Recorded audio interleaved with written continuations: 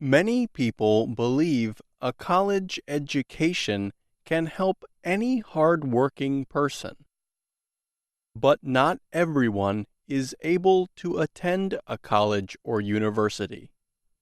One common barrier is money.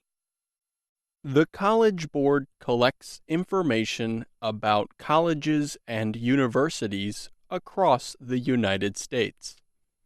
The organization recently investigated how much it costs Americans to attend a publicly supported four-year college in their home state.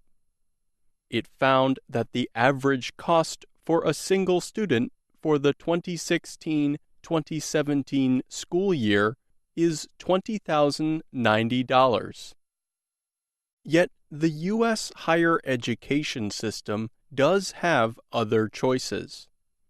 There are two-year community colleges and private four-year universities.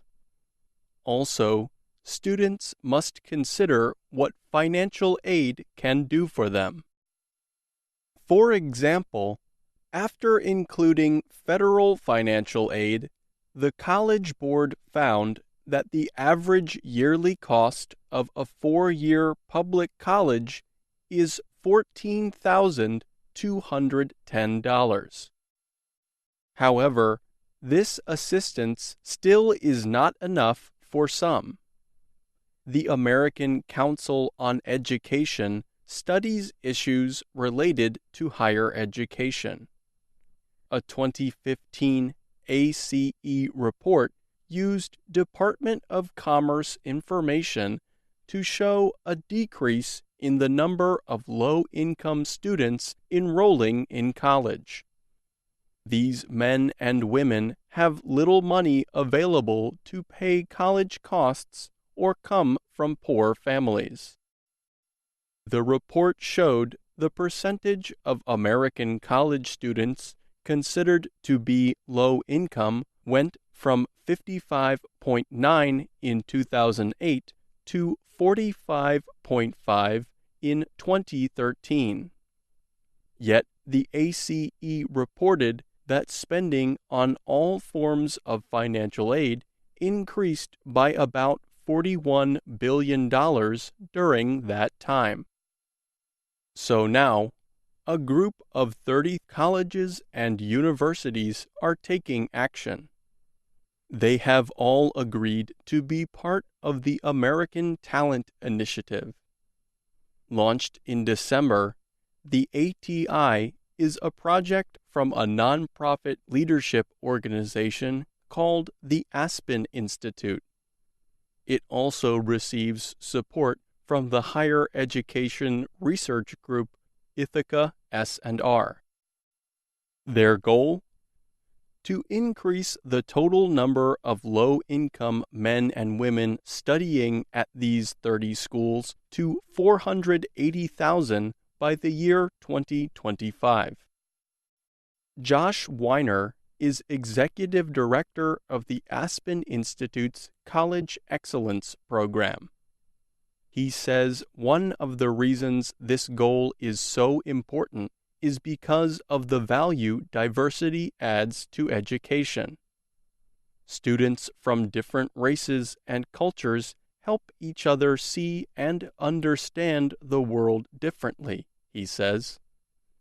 But students from different income backgrounds also have knowledge to share. And, Weiner notes, ensuring equal chances for everyone is an important part of the American identity. While there are schools that have done really good work in this area, it remains the case that there is still somewhat limited opportunity for students from lower income backgrounds. So I think if we believe in the American dream, which is that hard work should enable you to go as far as your talents can take you, we've got to do something about this. Weiner admits this can be a problem. Any school wishing to join the program must have at least a high graduation rate. 70% of the students must successfully complete their study program. But only 270 of the thousands of U.S. colleges and universities meet this requirement. And the 30 schools currently involved are all different. Some are large public research colleges. Others are small private universities. The problem also has several causes, Weiner adds. For example, one reason there are so few low-income students in college is a lack of recruiting. Weiner says schools not only need to find better ways of finding low and middle-income students with the ability to succeed, they also need to be better about letting these students know what financial aid is available. Many of these students do not think any top college would want them to attend, let alone help them pay the cost, Weiner says. However, simply providing financial aid is not as simple a solution as it might appear. While the largest amount of aid comes from the government, schools also provide their own. Some of the aid schools provide comes from tuition dollars taken from students who have enough money to pay the full price. Financial help can also come from a college or university's endowment. This is the money, shares of stock, and other financial assets the school receives from donors.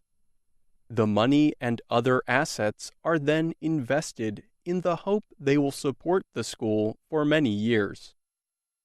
Governments do not tax endowments, and the school invests the money to make it last a long time. Most schools only spend small amounts from their endowments each year, hoping not to spend more than the return on their investments. But a 2016 report from the research group Education Trust argues some colleges and universities have more than enough money to share. Andrew Nichols is Director of Higher Education Research for the group. He also helped write the report. It found that 138 U.S. colleges each had an endowment worth over $500 million. Also, the cost of about 4 out of every 5 of these schools is more than 60% of the average yearly family income of low-income students. Nichols argues that by increasing endowment spending, even in small amounts, large endowment schools could give more aid. Yet they often reject increased spending, he says, because a large endowment is a quality that makes them more desirable. I think the resistance really comes from a place of wanting to amass a great amount of wealth so that you can essentially talk about how much endowment funds you have. And so by continuing to amass more and more money, you in some ways come across as a more prestigious institution. But Liz Clark says a school cannot spend its endowment money any way it likes. Clark is with the National Association of College and University Business Officers. She notes that donors often place legal restrictions on how money they leave to the endowment is spent. So, in some cases, donors may have restricted funds specifically to help low-income students, and in other cases, donors may have said, I'd like my funds to be used to help support the library or perhaps the music department. And while it is extremely important for colleges and universities to build a diverse student body, they need to have the faculty, the resources, and the educational offerings that make those institutions great, and it takes dollars to help make that happen. Clark adds if schools give out more and more in financial aid each year, they will likely have little or no endowment money to use in the future. This means the school will be in trouble if it has any financial difficulties in the coming years. However, there is some middle ground on this issue, says Catherine Hill. She served as president of Vassar College for 10 years before she joined Ithaca S&R in 2016. Hill notes the unequal educational experiences young people from different backgrounds have in the United States. A lot of aid is merit-based, meaning it goes to students performing at the highest level.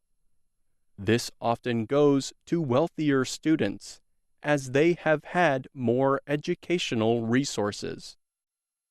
Weiner, Nichols, and Hill agree that more aid should be need-based, or should simply go to the students with the greatest need. But Hill says even that is a complex solution.